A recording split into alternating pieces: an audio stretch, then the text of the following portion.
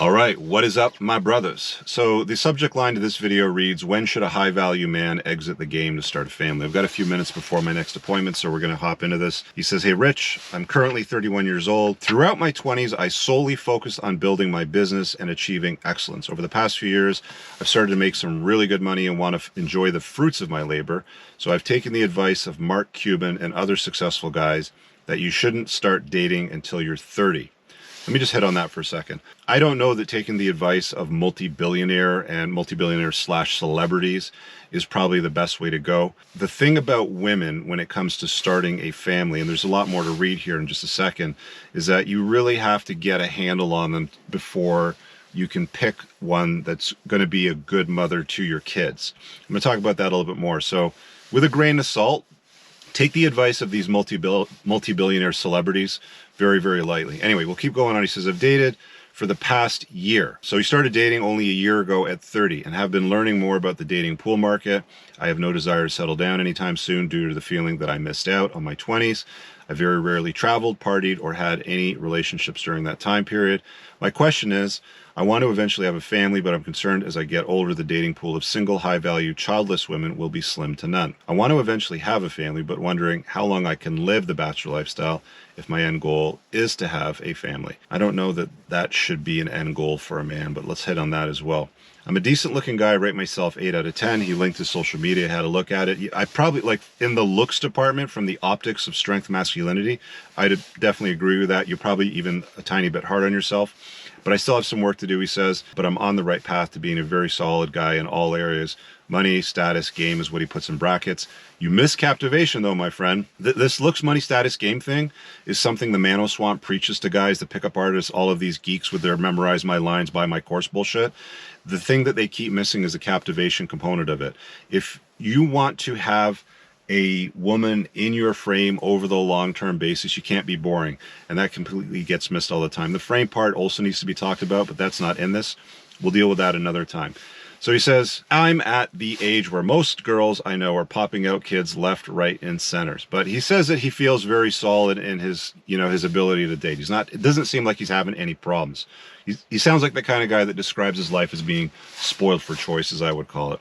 I'm not worried about my ability to get younger girls, and I know the difference in age for married couples is 10 years on average, but I find myself absolutely having nothing in common with younger women. Early 20s, find them quite annoying at times. Often your older guys state the same reasons as to why they don't have relationships with the younger girls. Let me know your thoughts. So, a few things here. Let's define high-value man. It gets thrown around a lot. If you've seen the Game of Thrones series, there was a element where that young, bratty, blonde king, I can't remember his name, he's like, I'm the king and everybody has to respect me. And the hand of the king is, his grandfather at the time was basically, kings don't need to state that they're king, people just know, sort of thing. So I know that gets thrown around a lot. I've had guys call in on my podcast shows and they're like, but I'm high value. And it's like, dude, you make $55,000 a year. It's kind of like average, for the most part. I'm assuming based on you spending your 20s, leveling up, chasing excellence, not women, building your business, you're probably making good money. I think in the West today, most women seem to have the expectation, beautiful women anyway that I've seen interviewed, that you're making at least $250,000 a year. I know that might seem absurd to some of you guys right now, but that's who they define as high value. So that definition needs to sort of be understood, because that's sort of the expectation that they're having for a guy if you want a beautiful woman to be the mother of your kids, sort of thing. Now, that kind of brings the other part is, how do you establish good, like, wife stock, mother stock type of material in a woman? And the truth of the matter is, you can't really know until you fully understand women. Like, you can't just go, well, I feel like she's a good mom. That's kind of a more feminine way to approach life decisions. Well, I feel like I'm just a high value woman. That's what women can do.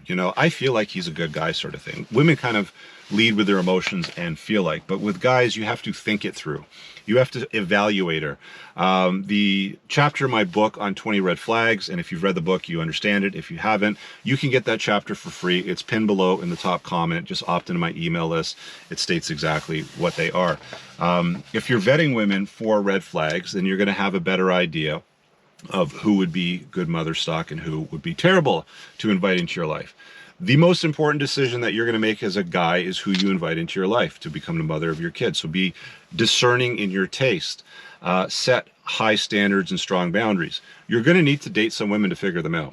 I suspect if you skipped dating in your 20s and just started it in the past year, which is what I'm picking up here from your request, your sponsored request, you probably don't know as much as you think you know. So what line in the sand you need to cross, it really depends on you. You know, maybe you can figure out women in the next year.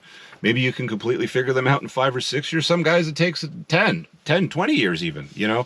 Some guys revert back to their old beta conditioning, plugged into society's lies, and they sort of follow those through, and they end up, you know, getting themselves into trouble. So how long does it take for you to figure out women would be the question that I would be asking. And that just means more than just watching a few videos, reading a few books. It's, you know, it's really like sort of doing the work on that aspect of your life. Now, as far as the element of you talking about younger girls annoying the crap out of you, I get it. You're going to run into that. The truth of the matter is if you're going to be 35, because that's the line in the sand that you're drawing for yourself when you want to have kids, I'd say an ideal woman at that time was going to be probably around 25 to maybe mid to late 20s, 25, 27, 28, 29, something like that. That would probably be a good age difference for you to mate select mother stock. And then once you've done that, then you have to kind of sort through, you know, all the red flags. Oh, you know, Becky's got 300 tattoos on her body. Nope, not interested. Oh, you know, Karen traveled the world and has a notch count of like 150, not interested, bad mother stock.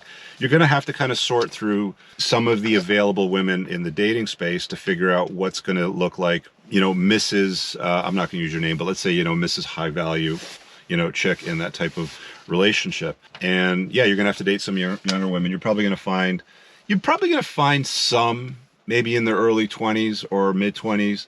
I think the older they get, the more that they're going to mature and they're going to be, you know, easier for you to contend with and, you know, bring in your frame and invite in your life and, you know, sort of take them on. The problem is that most guys tend to realize that the older a woman gets, the more baggage she tends to have. Like you've already mentioned here that there's a lot of women that have too many kids, or, you know, you want to have a woman that doesn't have children in tow. You don't want to raise another man's kid, basically. I get it. Totally understand. That's the way that it should be. But the older that women get, the more baggage they have, the more he hurt me, he did this to me, too many guys that they've been with, and they have a hard time, you know, forming a strong monogamous pair bond to one guy, because we know, you know, the older a woman is, the more guys that she's with, the higher probability that, you know, she's got a larger notch count. That's a worse choice than a younger woman that's got no to a very small notch count. So while you might find a woman your age, 35 or even 30, more compliant, agreeable, you can have more sort of conversations with them at your level sort of thing, they might be a bad mate choice, right? You also might run into a lot more of these boss girls, you know, these bad bitches, you know, these boss bitches sort of thing. So you kind of have to get your head around it. So the whole I feel like she might be a good mom isn't going to work for you. It's going to have to be like, I think this one here is the right choice. I've spun the plates. I've dated a bunch of women. I know good from bad.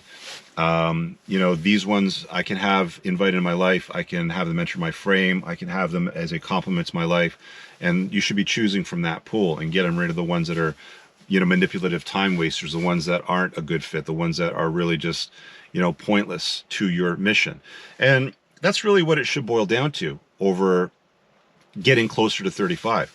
And 35 doesn't have to be the line in the sand. My friend, you can have children at 40. You can have children at 45 or 50. I know guys that have done it. It's completely reasonable. But I'll be honest with you, if you're a 45 or 50-year-old guy, you're more of an older dad. You're going to be tired more. You're going to want to take naps. You know, you're not going to be able to deal with stress and the energy of small children, which is fine if you're one of the guys that's just like, well, I'm just going to find a gal that is going to do all the young year, you know, rearing sort of thing. And I'll be the guy that sort of steps in, you know, when they're a little bit older, 4, 5, 6, 7, something like that. Then that's when dad spends some more time parenting. There's different ways that you can slice and dice it. You don't have to follow the conventional norms, which is kind of one of the points that I want to drive at over here, is you don't always have to follow the, you know, get married, have your 2.1 kids, erect the white picket fence, get the station wagon, and live as everybody's told you to. There's different ways to do it. I've seen guys that have had multiple children with multiple women, and the women are completely loyal and monogamous to them and raise their kids in the younger years, and they start to take over when they hit 5, 6, 7.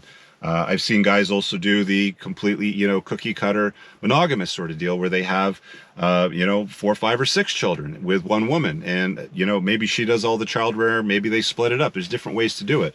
You kind of have to decide what's going to work for you. And the higher your value is, the better you are with maintaining frame in the relationship, the more options that you're going to have. If you're average, making average money, you're not going to be able to exercise options like having a bunch of kids with a bunch of women, like the other guys that are the higher value. So you don't necessarily have to conform to specific molds. If you are where you're at, and it sounds like you are, you can probably make some choices which will give you a lot more freedom and flexibility that meet your agenda. One of the things I would encourage you to do is, again, don't just spend time consuming Manoswamp just videos where it talks about game or like chasing girls or getting your head around dealing with negs or shit tests or anything like that. All of that actually becomes quite easy and almost unnecessary as your value goes up. I mean, spot it, understand it, but you don't need to play the games, because if you're a high enough value guy and you have a woman that's sort of like wasting your time, or she might be a little bit of a manipulative time waster, she might have a lot of red flags, you don't really care. You're just like, you just lose their number. You don't even bother responding because you've got better options. You can set the lifestyle that you want to have with those options. I think that I should probably start to wrap up on this note and say this. If you've got the financial means and you're new to dealing with women at this level, and family is that important to you, and you live in the West where it's rather hostile towards fathers, men do get destroyed brutally in most family courts in any Western system for the most part, with some exceptions, is structure your life in such a way that you minimize the risk factors. Structure your life in such a way that you have a good sounding board, not just an echo chamber, but a good sounding board that's going to call you out on your shit and invite you to make some better decisions with women, whether that happens to be friends, a community that you might be in, whether you need one-on-one coaching to sort of, suss through women that you might be dating as far as mother stock to get like a sober second thinker. There's any number of things that you can do. There's links pinned below in the top comment. If you ever need private coaching, if you want to make a video request like this, you can absolutely certainly do that. But at the end of the day, take it seriously. It's a very serious decision that comes with serious consequences if you make the wrong one, if you invite unnecessary chaos into your life that could create some serious problems for you. Again, probably the most important decision you're ever going to make as a guy is who you're going to make the mother of your kids.